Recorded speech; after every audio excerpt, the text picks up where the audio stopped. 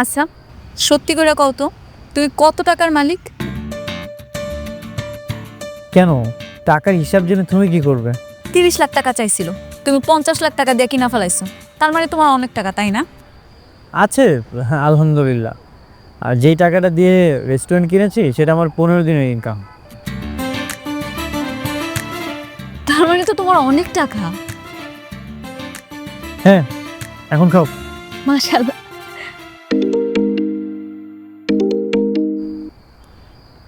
Hello, কি বলছিস? কিভাবে হয়েছে?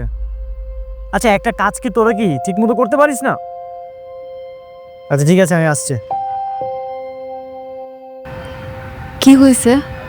বিল্ডিং এর কাজ চলছিল, আমারই প্রজেক্ট।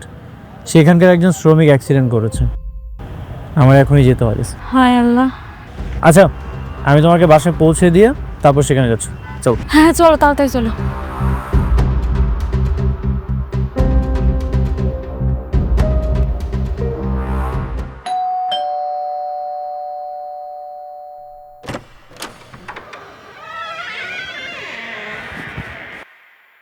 আরে অনেক এত রাতে কোনো সমস্যা?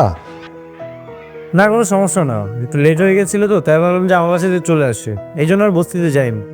খুব ভালো করছো, তোমার বাসায় তুমি আসবা। ইয়ে, বৌমা ঠিক আছে? হ্যাঁ, অনেক ভালো আছে। ওকে জানানোর জন্য ফোন দিয়েছিলাম, কিন্তু ফোনটা রিসিভ করলো না, মনে হয় ঘুমিয়ে পড়েছে। আচ্ছা, ইয়ে শান্তা, ওর জন্য খাবারের ব্যবস্থা কর যা। না না, কোনো দরকার নেই, আমি বাইরে থেকে খেয়ে এসেছি। বাবা, তোমাকে এক গ্লাস গরম দুধ দিই, অন্তত এটা খাও। তুমি তাকে সবসময় ঘুমানোর আগে এক গ্লাস করে দুধ খেয়ে ঘুমাইতা। আচ্ছা ঠিক আছে, আমার রুমে পাঠিয়ে দিন। ব্যবস্থা করো। আচ্ছা আচ্ছা।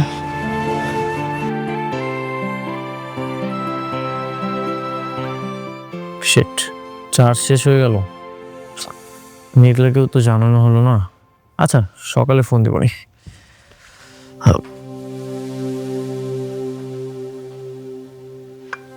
নাও ভাইয়া, দুধটা খেয়ে নাও। দুধটা খেয়ে ঘুমিয়ে পড়ো। তুমি আসছো?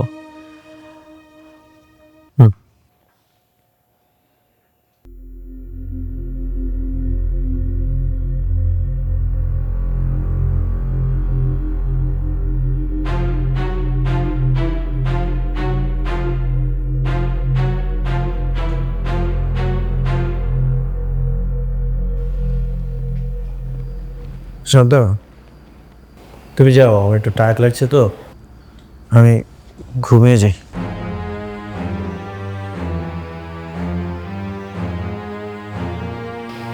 যাও তন্দা।